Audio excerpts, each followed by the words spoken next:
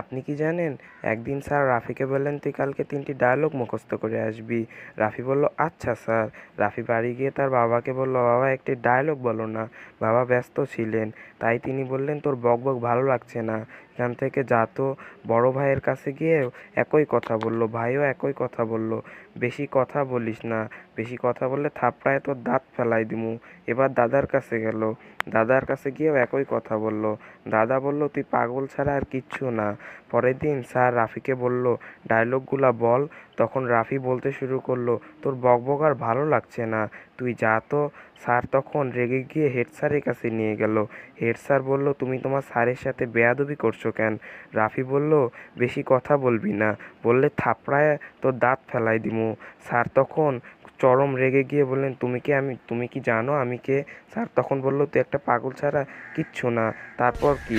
head sir তার হাতে TC ধরায়